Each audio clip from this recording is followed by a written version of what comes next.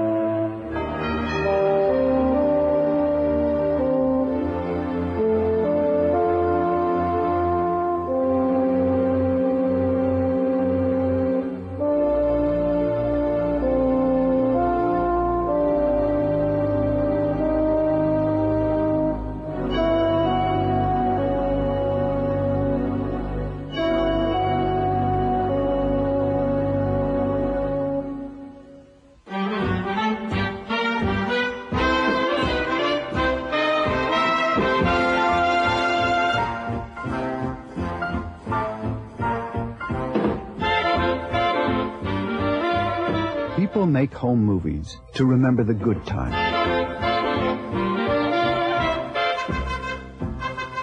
Usually the movies show us at our best, or at our most human.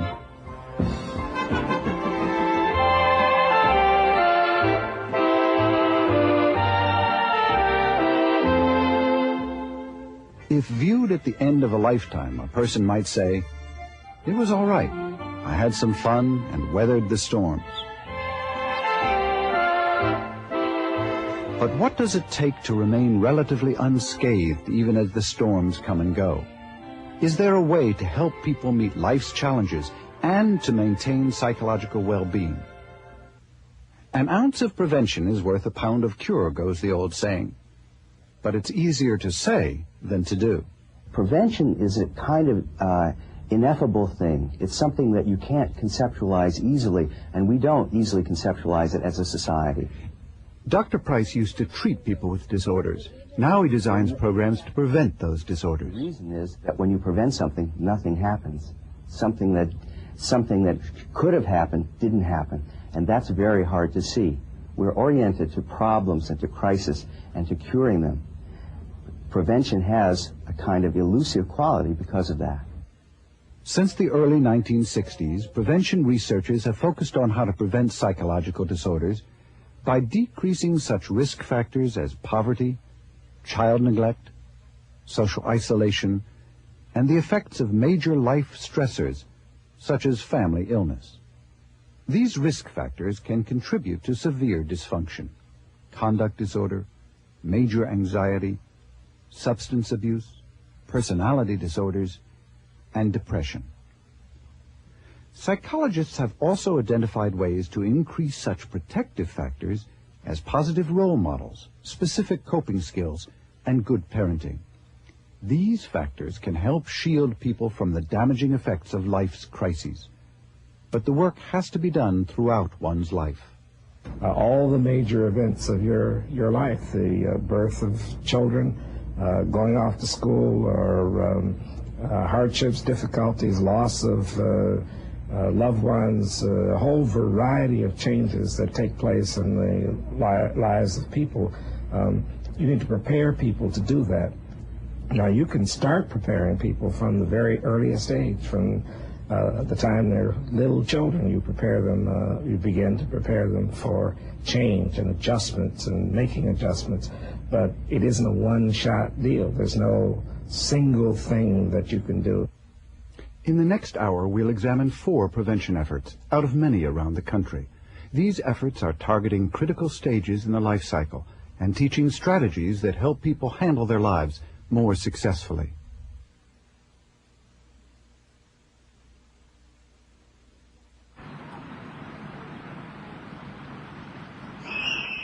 These look like happy children. How can they remain this vibrant, this involved in their worlds? If they continue to receive parental warmth and attention, if stressors don't pile up on them or the parents. A, C, D, B, F, C, If they are exposed to supportive environments, the outlook can be good. But for troubled or unprepared individuals, parenting can be burdensome, not joyous. And children may suffer. It was very traumatic because when I came home with her, I really didn't know what to do with her. You know, she would cry and cry and cry. Most of her childhood years, she spent crying, and I didn't know for what reason she would cry. And Diane Mendez and her family live in the Mirasol housing project in San Antonio, Texas. The early years with Vanessa, eldest of her 3 children, were very difficult. I used to hit her, spank her, you know. I didn't understand that kids, when she was 3 or 4, I didn't understand that kids would get into stuff and, you know, like to explore things. And when she would get into stuff, I would just, you know, spank her in the hands or just to tell her, scream at her, don't do it, or get out of there, you know, scream at her real loud. And she would get scared when I would want to scream at her. There was neglect, and there was some forms of a physical abuse in that she was using severe discipline with the child. It wasn't. Mercedes de Colon is the director of programs for Avance, a prevention project for low-income Mexican-American families. Diane is enrolled in a special project that prevents child neglect and abuse. Our goal is to work with the families, to stabilize them, to educate them, to motivate them, so that they will be able to concentrate on their role as a parent, the importance of that role, so that they will be able to pay more attention to their children, give more nurturing to their children, and to not be neglecting of their children, because that is why they are in this program. They are neglectful in different ways. Children who are neglected often show impaired cognitive development, aggressive behavior, and extreme difficulty relating to others. They're isolated. They don't have a chance to be able to socialize. They don't have the motivation to learn, to want to be with others. They don't trust in those who are supposed to care for them, and that distrust then goes to others where they're not able to build relationships. Vanessa is deaf in one ear. How do you just put it off? But Diane didn't know this. I used to just say to myself, I'm tired of it, I'm tired of it. And now that she's grown up a little bit, and now that I understand that she has a hearing problem, I don't get angry, you know, at her. Right now I'd rather understand her more. Many Avance parents were themselves emotionally deprived as children. Such adults often find it impossible to give emotional sustenance to their children. This damaging cycle is precisely what Avance is designed to correct, a cycle that can harm children of any income group. But it's more difficult to break when coupled with the social factors that prevail here at Mirasol. 95% of the families live below the poverty line. 75% of the adults didn't graduate from high school. 30% abuse drugs and alcohol. In short, poverty and deprivation are major contributors to many psychological problems here. Avance helps parents overcome their emotional and economic problems through a structured process. Parents learn about child development, effective parenting, and appropriate forms of discipline. They complete their education and receive job skills training. Once that's accomplished, the parents are given job placement assistance. As the families pass through these phases, they become less chaotic. The parents grow more responsive, and so do the children. Gloria Rodriguez started Avance in 1973. We just want to assist that parent with the adequate knowledge and skills and support that is needed so that they can adequately raise their children, improve themselves emotionally, economically, socially, and so that, in essence, the whole family advances forward. And that's why we have called this program Avance. It's a Spanish word meaning to advance and to progress. And we strongly believe that people can move forward with adequate support. I get like this anger, I don't know, because Jesse makes you mad? Sometimes he does, and that day when I told you I had spanked Vanessa, the washing machine was broken, the TV was broken, I didn't... This is a home visit. It provides support to the families. Mary, like 80% of the Avance staff, is a graduate of the program and a role model for people like Diane. And relaxing, and the little prayer that I always tell you to say, because that helps a lot, because when you take your mind out of that anger you have, because I know you have this anger that you want to take it out on the children, but if you think about something else and try to relax and get away from them, just go outside and come back, you're more relaxed and you forgot about why you were mad. And just try to focus on hug them or try to talk to them instead of yelling at them. I have two older daughters, 123 and 124, and I was young with them. I didn't know how to take care of them the way I know now with my 4 and my 5-year-old. I never paid attention to them. I was always like, trying to, the same as Diane, trying to, hit him because I would be mad at my husband, and never understanding them, never knowing that I was the first teacher to them.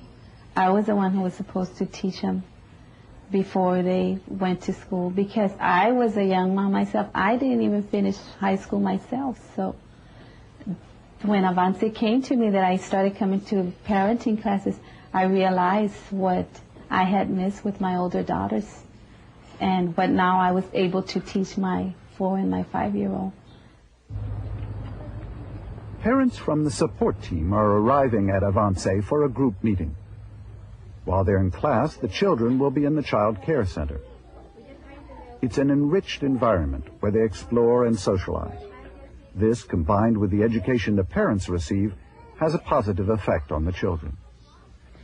They become more curious about the world, develop better language skills, and grow more trusting of others.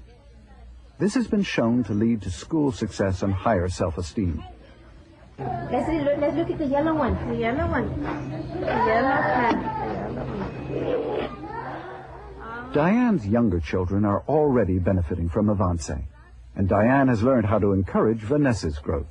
She asked a lot of questions, and I never thought that answering her was the right way, the right thing to do. And at Avance, they told me that, it was right. At Vanessa's age, children at that age ask a lot of questions. And Vanessa is one of them that she wants to know everything. I mean, everything that's going around. Nothing is one-dimensional at Avance. This toy-making activity, in which the toys are taken home and used by the parents with their children, also has the purpose of creating a social group for these isolated parents. They lived in entirely different parts of the community, and now when they come together, they've exchanged phone numbers, they'll call each other. There is a very friendly atmosphere, and they know that they can call upon each other and that they share the same experiences. They're not alone. They need to break that isolation in order for them to be able to be humans. We all have a need to have friends, to be with other people, and isolation can be very devastating for them. Neglected children often live in very disorganized families. In this class, the parents learn a specific coping technique, how to set goals by keeping a daily activity book. This helps them take charge and reduce chaos. I want to hug my kids today when they come home from school. And Mike is a single parent with 6 children. I want to be able to just change my way. My children do come home from school, and, they come in, and I'm glad. Instead of, where are your books and where's your work, or what are you going to do, the first thing is a kiss, a hug, and how was your day, and actually sitting down, or sitting the first 1 or 2 children to come in, sit down, how was your day, how'd they treat you, and, what did your teacher say today, and did your teacher say that you were the handsomest, and you were the prettiest, and it doesn't seem like much, but when you do keep track and you write down, you can just amaze yourself at how many things you can accomplish in so little time. To involve more fathers in the program, Avance started these special father groups 3 years ago. And you are gardeners, and also you all play an important part in the emotional development of your children. So this is a lesson we had. I hope you all remember it. Estaba yo arreglando un aparato eléctrico en mi casa. Entonces tengo un estuche de herramientas. Que llega mi niña de 6 años y yo te ayudo, pues ya se me desbarató todas las herramientas y el aparato pues me compuso un poco. Entonces yo me puse a pensar, como en ese tiempo estaba un poco de problemas económicos, pues sí, me enojaba y todo, ¿verdad? Pero al grado de que pues me puse a pensar y dije, pues estas criaturas que van a hacer más después, ¿verdad? Entonces yo le dije, mira, vente, le voy a ayudar, ayúdame, tráete tu bicicleta, tú arreglas en lo que yo arreglo y vamos a ver quién gana primero, y así. Y hasta la fecha, cada vez que arreglo una cosa, ella trae su bicicleta y me sigue ayudando. Esa es una de las maneras más que hay comunicación, pero de amor, que ella participa conmigo. Y siempre me dice, te ayudo, bueno, vamos. Their role is very important in the lives of their child. And again, they did not have this nurturing when they were children, so therefore they don't know that that is a role that they can play. So they are taught how to do that. They are taught the importance, and they were given opportunities to have experiences with their child. And when they begin to practice these things with their children, they come back with emotions that they didn't feel before. The Avance staff is continually evaluating the effectiveness of its program.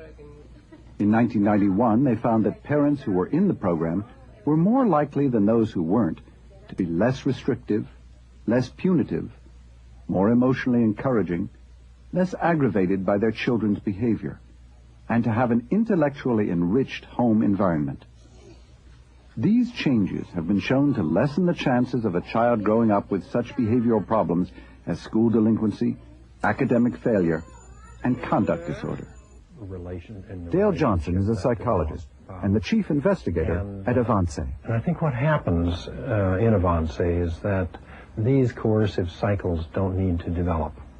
Do this, I won't, you'd better, I'm going to get you, try and make me, that kind of cycle that can so easily develop and over time lead to a real pattern of conduct disorder. Does not develop if the parent and child, if the parent especially, finds ways to anticipate the child's noncompliance or the child's difficulties and deal with that problem early on. Over time, the parents become more successful in the relationships with their children. The next step is to help these fathers and mothers master the world of work. We've seen from the first wave of families that have been included in our evaluation that Avance participants do take more classes. They do go on and get their high school equivalency. Well, I think that what will happen is that they'll get better jobs and that they'll have more money. They'll get out of the poverty cycle in some way. And while this does not assure a happy life ever after, at least it brings people out of this terribly marginal condition that we find a lot of families in.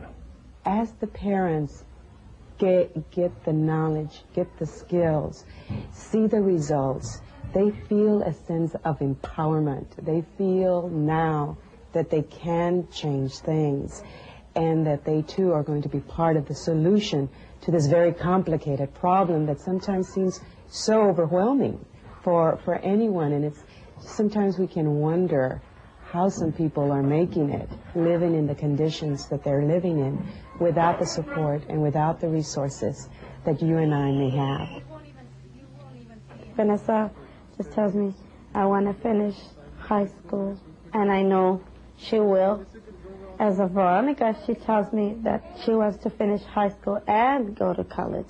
And Vanessa, well, she just tells me, I want to finish high school. And I said, well, okay, you know, that's good, that's good.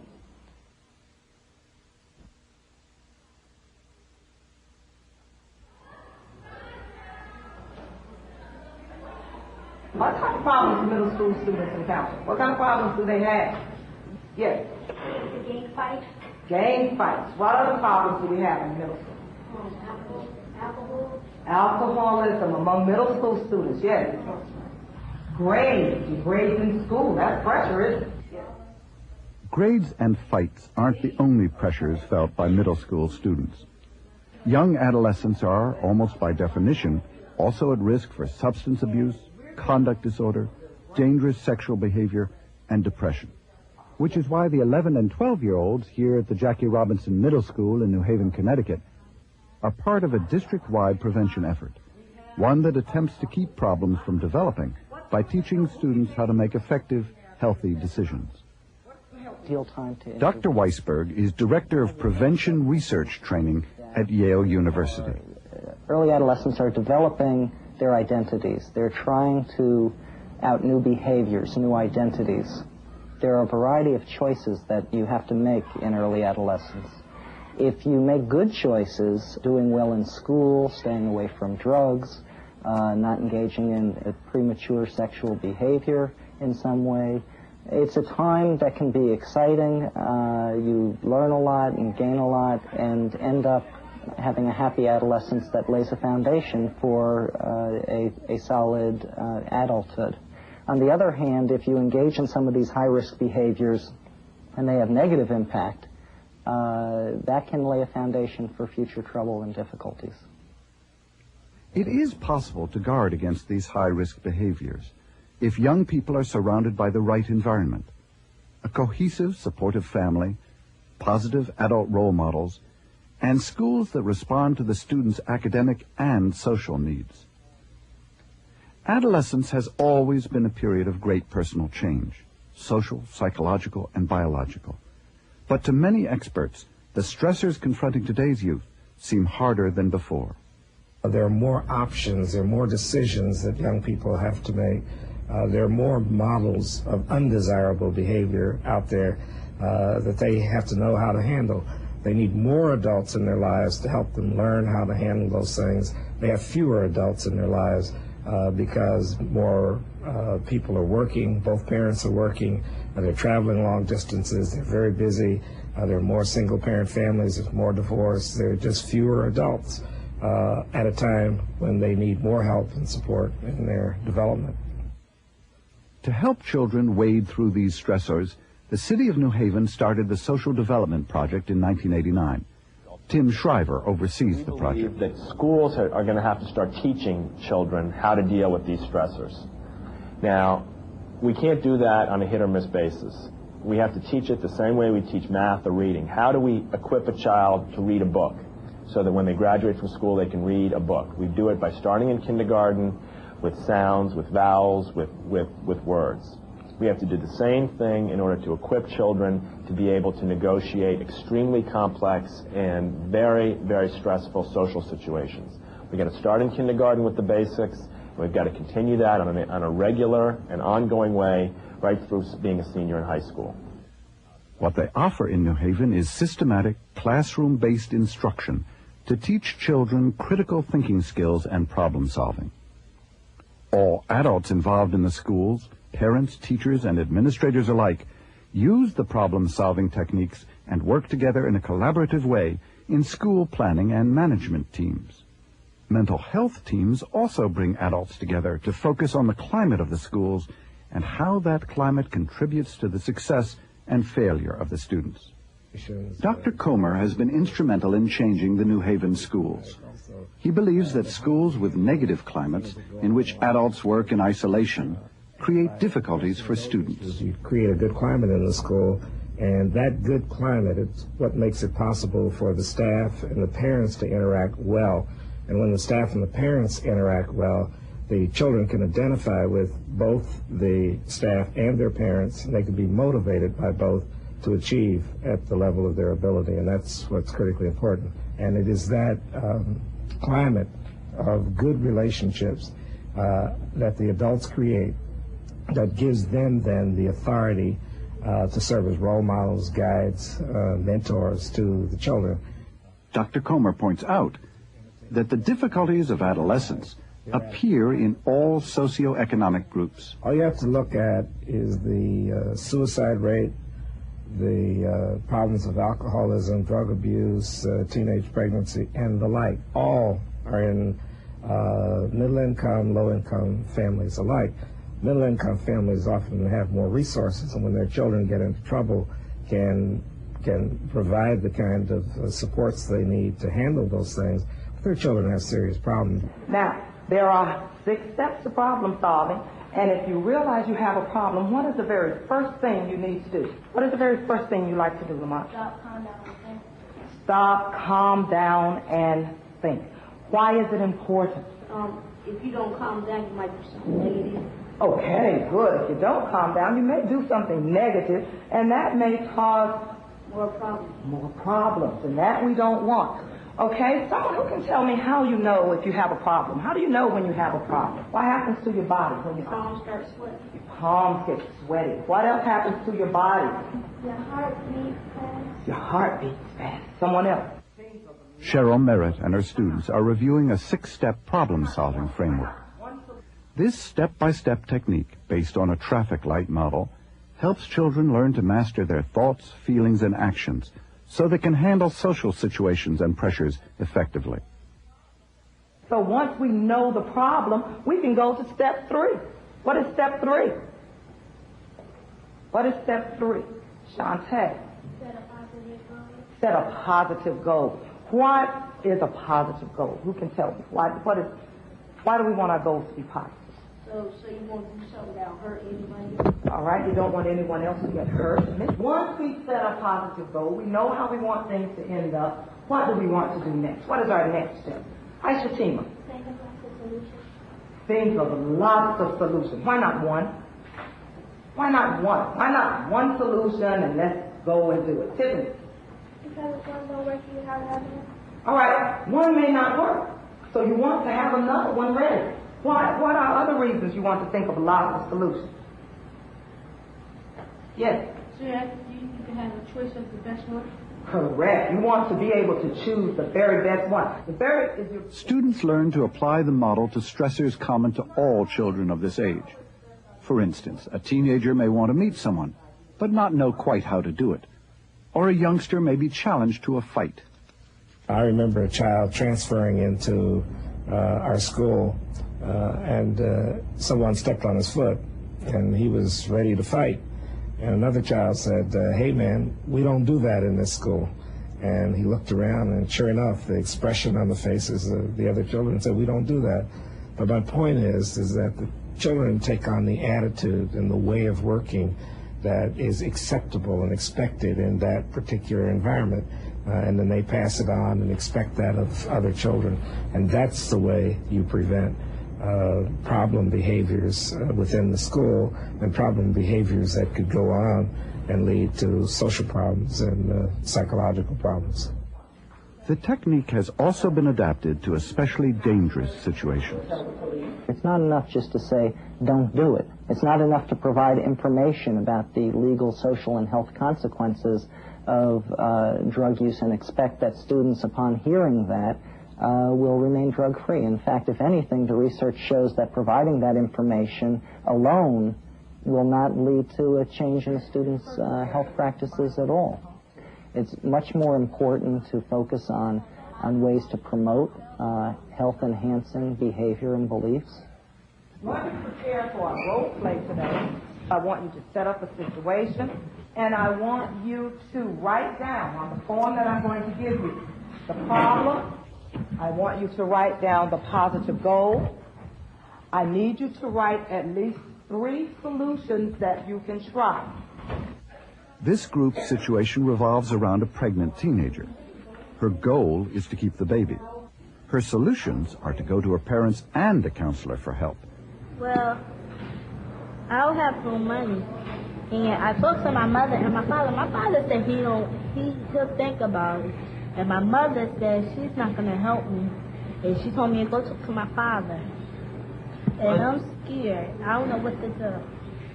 Interestingly enough, it is not the role-playing itself that makes the point, but the group discussions before and after that help the teenagers internalize these lessons. Did she get the kind of help she was looking for when she went to her parents? No. She didn't. So what happened? Her first solution didn't work. Her plan didn't work. So what did she need? What did she have to do? What did she have to do then? Yes, sir. She went to a counselor. What happened from there? The first time she said that she didn't have no money on her, so she can't help, but they gave her help. The Social Development Project involves the entire staff in this prevention process. This is a weekly meeting of the mental health team. On the agenda, a report on a recent fire in the school, plans for helping 8th graders with the transition into high school, and the death 5 days earlier of an 11-year-old student named Trenton, who was killed in a hit-and-run accident. Where we stand right now is we had the wake yesterday, and a lot of students did go, particularly his classmates. I know in the classroom the students had asked to take his books and materials and include that as part of a memorial in the classroom.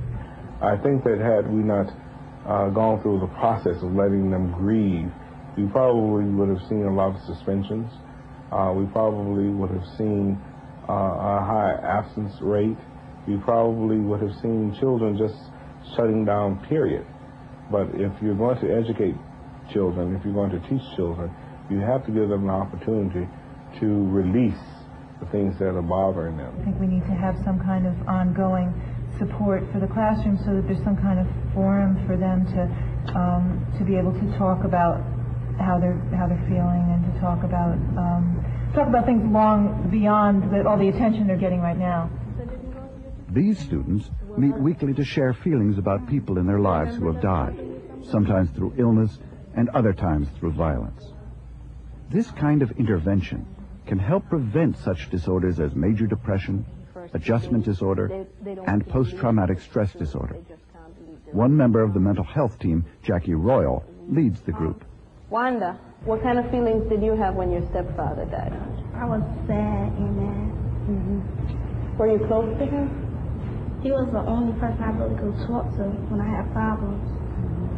What are some of the first feelings you have when somebody, dies in your family? What is it? Shock. What do you mean by shock? Huh? What do you mean by shock? Well, some people feel shocked. Well, my instance, when my mother died, I felt shocked and I felt like I ain't had no circulation or like that. I just was mad, upset, angry. I was going crazy. Devon, you remember when your mom died? It was just painful.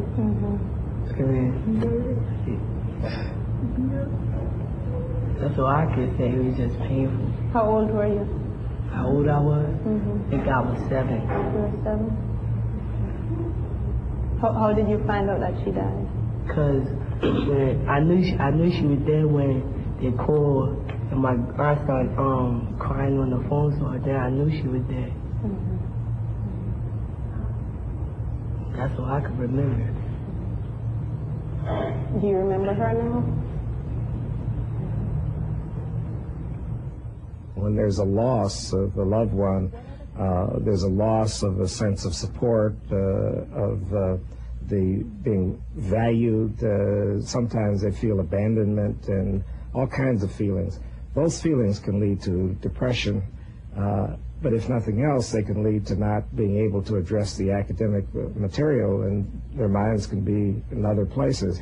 And also, by having the adults around them who are important to them address those issues, they feel supported by those adults. And those adults become people then that they can take instruction from, leadership from, guidance from, because they're important people in their lives. Research has demonstrated that the Social Development Project is having a positive impact on the students' behaviors. Normally, each year, delinquent behavior increases among young adolescents. We find that students who have been in our program have maintained an equal level of involvement in delinquent behavior. In contrast, our control groups have shown increases of almost 40%. Studies have also examined the number of times this intervention must be introduced to maximize its effectiveness. Compared to all other groups, 8th graders who had learned life skills in both the 6th and 7th grades were doing significantly better in several areas. Their solutions were more likely to involve compromise and cooperation rather than fighting. They had better peer relationships, coped well with anxiety, felt more popular, and were less impulsive and had more self-control. The Social Development Project can't eliminate the risks of adolescence, but the project is helping these children to develop powerful, effective skills for negotiating life. If those skills continue to be developed and nurtured, they should serve the children into high school and beyond.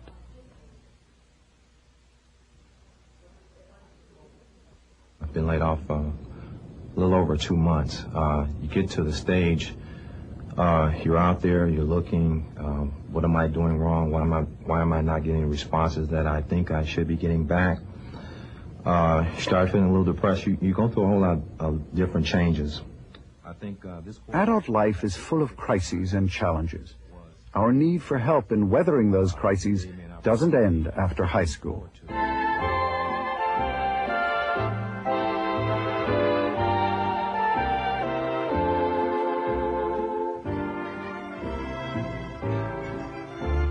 We've really only just begun to realize that adults continue to develop. The development isn't over when you're 18 years old, but continues throughout your whole life.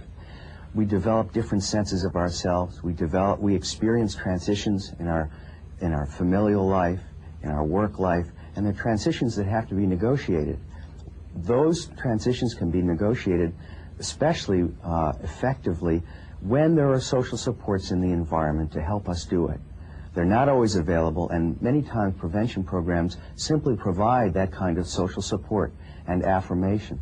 Many unemployed people become depressed and anxious. In severe cases, unemployment can result in stress-related illnesses, like high blood pressure, and behaviors such as substance abuse, family violence, or suicide. What do you really lose when you lose a job? You lose a lot more than just income, although income is crucial. You lose the relationships that you had with people at work. You lose a sense of self-esteem. You lose the confidence that you can get back into the labor market in many cases as well. Dr. Price and his colleagues at the University of Michigan developed the JOBS Project, a preventive intervention targeted at recently unemployed workers. The goal? To help strong people maintain their strength through this stressful period, and to give those who need it special skills. In this way, to get people back into good jobs and to prevent depression, anxiety, and other psychological disorders. I think when you first get laid off, you go through many emotions. One is a little, you're mad at yourself or mad at the employer. You feel a little depressed. You feel embarrassed, I think, when you lose a job. The Jobs Project staff recruits people from unemployment lines. The goal is to prevent disorders from occurring, so the staff recruit people who don't already have serious psychological problems. Or you can use these examples here to... Each group meets for 5 consecutive mornings. During this time, participants and trainers develop a rapport that is key to the success of the workshops. This time we're going to do a role play on how to handle a difficult question. We're going to do the role play as it relates to someone who's had too many jobs. I'm going to play the applicant and Sherry's going to play the employer. Role-playing gives participants an opportunity to practice handling some of the tough situations that may come up during the job hunt. And Joanna's going to be applying for a factory foreman's job. Right. Okay. And some of the obstacles that we're going to be we're going to address is you're going to be applying for a non-traditional job, a male job. So, knock, here I am. And I'm wondering if you have any questions or concerns about taking this type of position, because it does seem to be a non-traditional job. Do you have any fears that if when you get on to be the foreman, that people that will be reporting to you will be able to accept your authority? Well, I've heard that a lot, but I have worked with men over my last 5 or 6 years, and I grew up with brothers. I've got 6 brothers, and so we fought together, and we've talked, and we've just overcome a lot. And a real strong father figure in the home. And some of the other jobs that I've had have involved supervising men.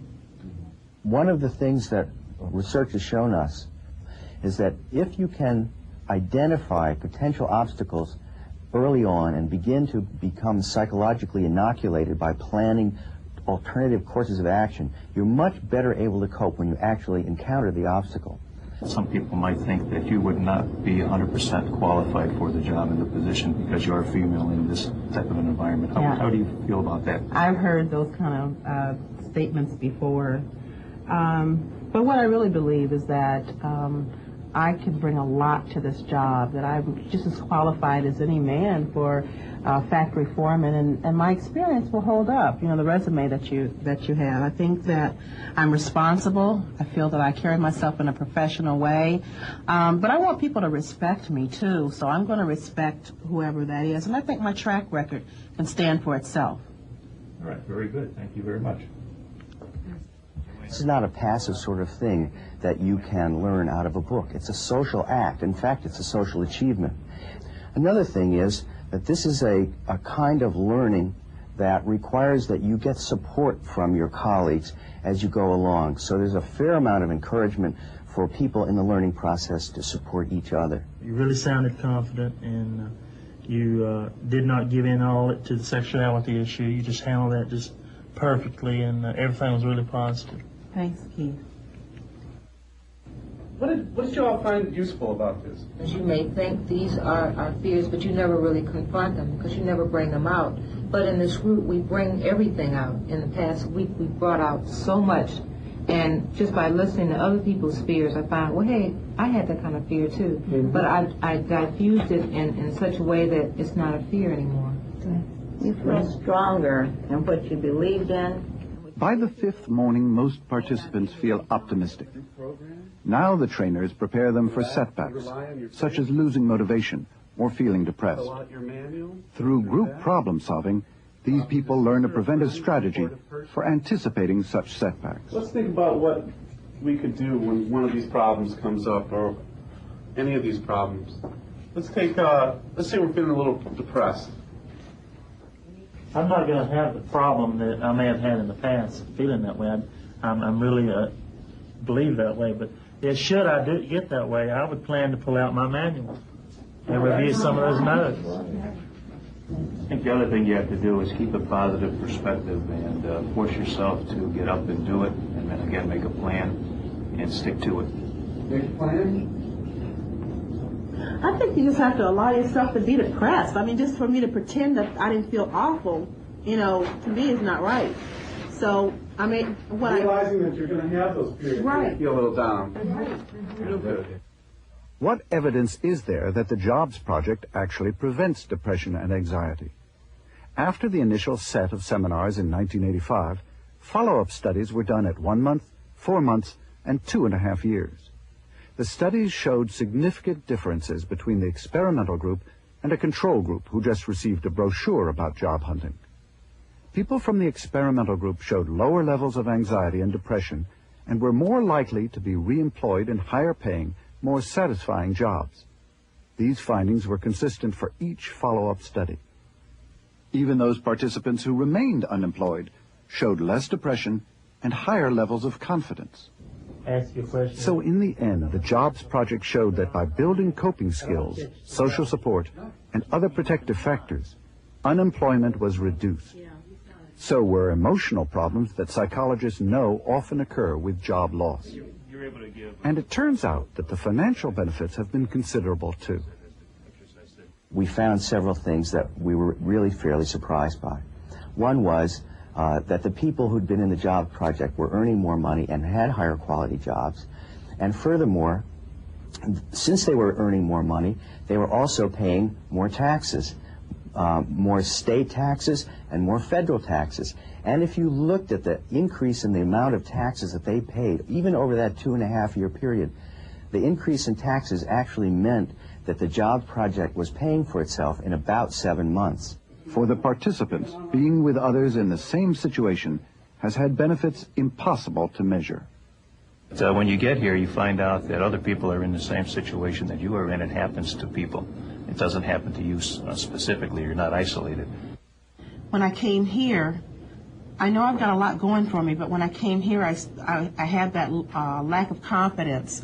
Like I didn't know what was going to happen in this group. But over the week, we've been affirming one another, and I've been able to take a look at just what I have accomplished, and now the tears are tears of joy of the opportunities that I've had, and I'm excited about going out and putting these things into practice. When he became ill, I just had to take over. It was like having another child who, instead of growing up, grew less and less able to make decisions.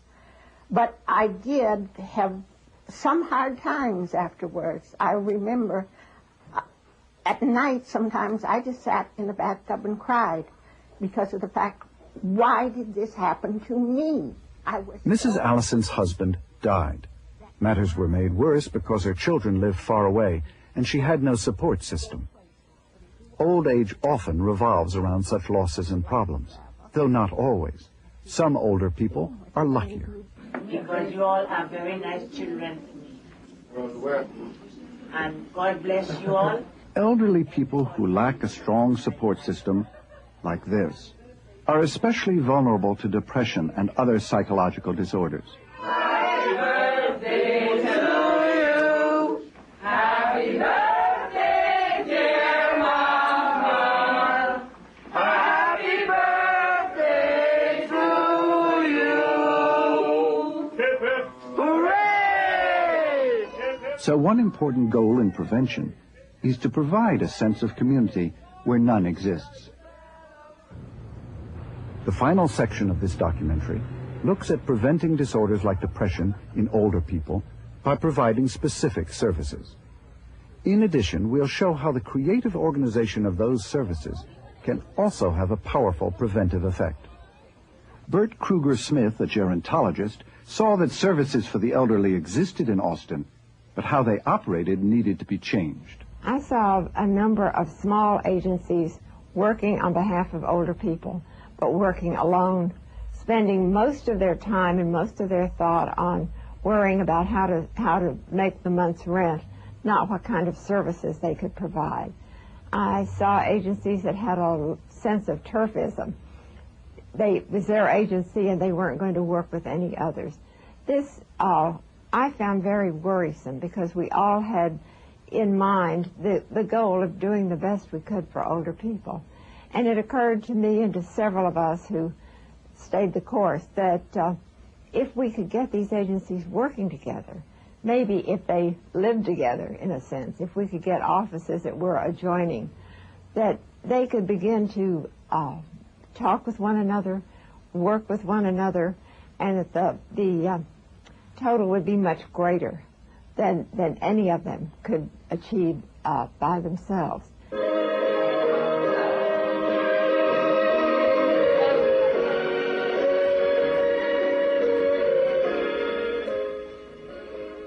Family Elder Care, information and referral. May I help you? Enter AGE, Austin Groups for the Elderly.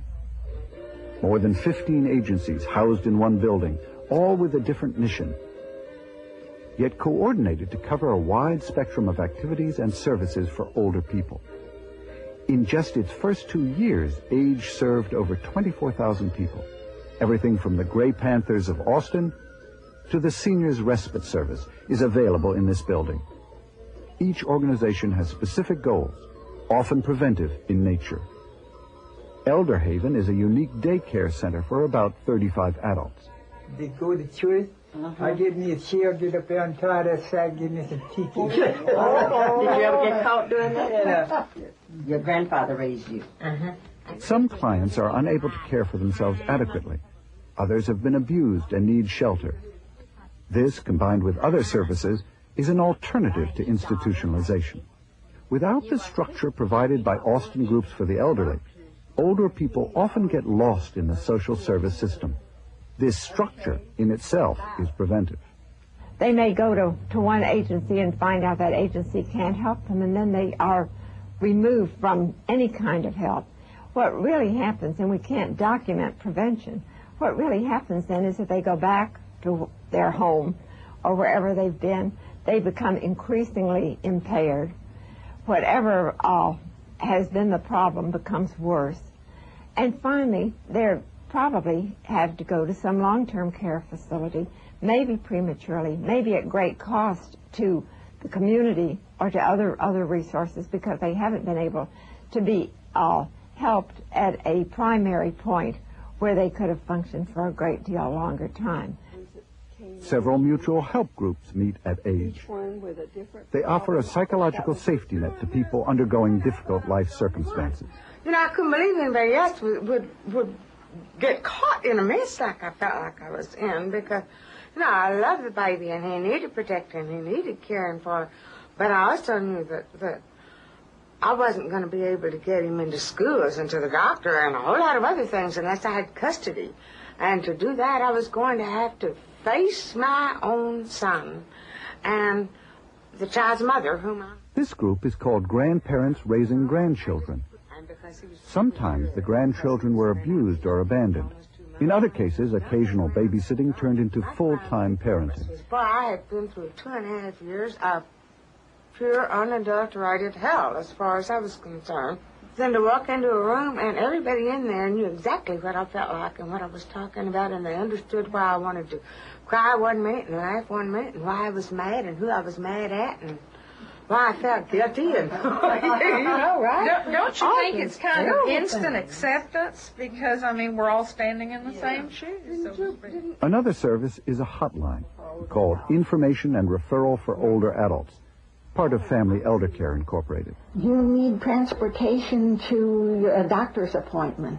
Austin Groups for the Elderly coordinate their efforts and consolidate their expenses, making it less costly for everyone. It gives them money to use for programs.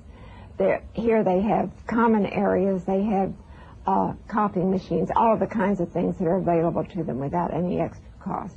So that should give them more money for their own programs. We have centralized services so that every one of them doesn't have to have a computer, typewriter, a secretary, etc. And that's a saving. A theme that cuts across all the agencies is old people working with young people. For instance, older adults are hired to care for the children who attend this daycare center.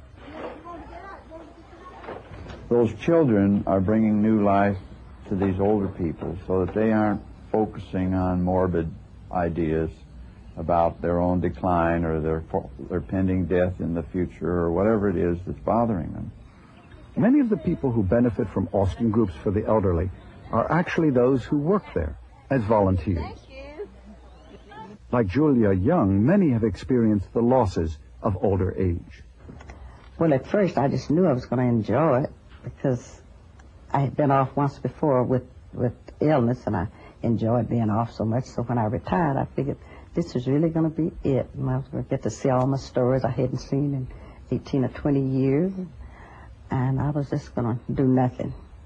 But I found that doing nothing wasn't what I really enjoyed doing, because at times I would think I was sick. I would have pains that really weren't there as soon as As you start to sink into that sort of cycle, you begin to feel sorry for yourself. You begin to think you're not worth much. You may get very tired, not sleep well, headaches increase. There are a variety of things that can happen that are beginning symptoms of depression. Get up and go to the store, I'd feel better. Just get on the telephone, I'd feel better. So I found out that staying at home wasn't for me. I've worked all my life, and I guess I'm a people person. I enjoy being around people. When I'm around them, I forget myself. I guess that's what it is, really. In a way, you're putting yourself out for others, but you're getting a lot back in return. It means that yourself as a being is worth something. It reinforces that in your own mind, even though you may not be conscious of it at any given moment. So that The volunteer who is successfully moving out and helping others has more to gain from it than what they give in the way of self-esteem and good mental health as a result. You get something here that's really tough. Someone's parent shows the signs of Alzheimer's, and they no longer can keep them at home, or else first they need daycare for them. Well, you know, this could be me, and it could be my children, and you just forget yourself in getting into that book and telling them all the things that are available. You just forget about yourself and become involved in other things. With tremendous effort and determination, it has been possible for the agencies of Austin Groups for the Elderly to coordinate their efforts in the service of older people, younger people, and the continued life of the agencies themselves. I like to get barefooted and take off my clothes. And as people at age are fond of saying, sometimes just a conversation in the hallway can change your life. Tens of millions of Americans will be dysfunctional at some point in their lives. Depression, anxiety, substance abuse, violent behavior all cost great pain and discomfort. Families are torn apart. Individuals suffer for years. The financial cost of this is also high. Billions of dollars are wasted in lost productivity. Billions more spent in direct mental health care by corporations, the government, insurance companies, and individuals. Which is why the money that is spent on prevention, no matter how high it may have to be, seems worth it to many experts. If you don't function well, it costs the society more in the long run. And so it's much better for the society to pay to help people function than to pay to deal with the problems that grow out of not functioning.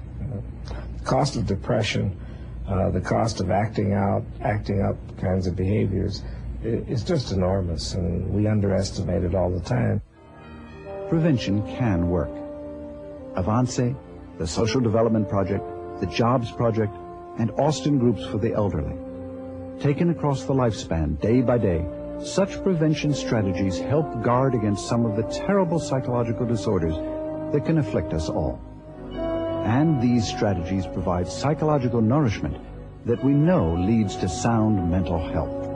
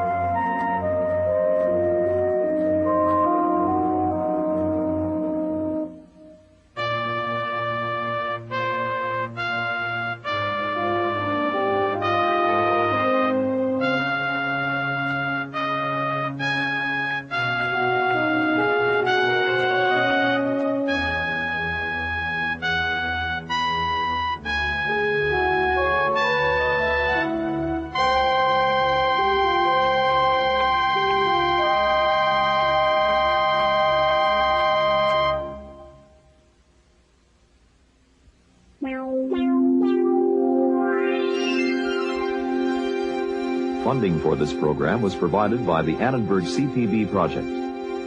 You can order these programs on video cassette. Call 1-800-LEARNER. And visit us at www.learner.org/channel. The